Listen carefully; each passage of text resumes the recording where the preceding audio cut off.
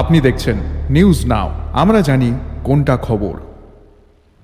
গত কয়েকদিনের কঠোর রোদে এক প্রকার দিশেহারা হয়ে পড়েছিলেন কৃষকরা, কারণ আউশ ধানের চারা রোপণ করার জন্য নির্দিষ্ট সময় চলে যাচ্ছে, তবু বৃষ্টি হচ্ছে না। যদিও গোমতী নদীর জল ব্যবহার করে মেলাঘরের পার্শ্ববর্তী কৃষিজ গ্রাম কলমক্ষেত, বড়পাথর, উরমাই গ্রামে ধানের চারা রোপণ করা হয়েছিল, কিন্তু গত 2-3 দিনের টানা বৃষ্টিতে রোপণ করা ধানের চারাগুলি জলের তলায় চলে গিয়েছে।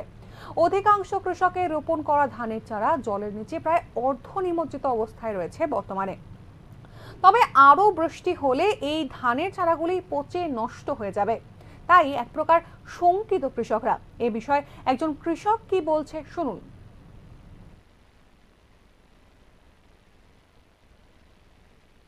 আমার নাম মোহাম্মদ ওহিদ মিয়া।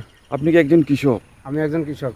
এই যে সবেমাত্র দেখলাম আপনারা চারা রোপণ করলেন, যে ধানের চারা, তো এগুলো তো গত কয়েক টানা বৃষ্টির ফলে জলের তলে চলে যাচ্ছে। এতে কি আপনারা সমস্যা হবে না? দেখেন, আমরা কৃষক এখন বিপদ আছে। এখন এতদিন আসলে আমরা খরার মধ্যে মানুষ লাগাইতেছে, যাক আমরা অনেক ড্রাইভারে তারপরে আমরা জমি লাগালাম। জমি লাগানোর পরে কিছু আছে জমি অনেক জলের তোলে, এটি মানে 10-15 দিন না বইতে পারে, কিছু আছে আবার বাইতে আছে। দেন একদিকে বৃষ্টি আমরা ক্ষতি, আরেকদিকে উপকার, আরেকদিকে ক্ষতি হয়েছে। এখন যদি এই বৃষ্টি থাকে, আপনার যদি লাগাতার আরো বৃষ্টি আজকে যদি সারাদিন বৃষ্টি থাকে, আপনার এই যে চারাগুলো রোপণ করেছেন এগুলো কি নষ্ট হওয়ার সম্ভাবনা থাকবে? নষ্ট, যেমন খোসা জমিটি আছে যেটি আছে এটি সম্ভবত বেশি, আর যেটি যে টানের উপরে জমিটি নষ্ট হইতো না। মানে আর বৃষ্টি পারলে নষ্ট হওয়ার সম্ভাবনা বেশি দেখা যায়, বেশিরভাগ নষ্ট হওয়ার সম্ভাবনা বেশি। একটা সময় এতদিনে আপনারা বৃষ্টির লেগে আপনারা চিৎকার করছিলেন, হ্যাঁ, কিন্তু আজকে এমন বৃষ্টি হলো যে শেষ পর্যন্ত আপনাদের ফসল নষ্ট হওয়ার সম্ভাবনার দিকে চলে যাচ্ছে। হ্যাঁ।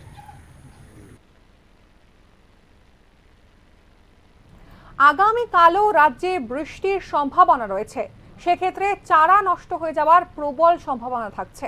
তাই সরকারের সাহায্যের দিকেই এখন চেয়ে রয়েছে কৃষক মহল।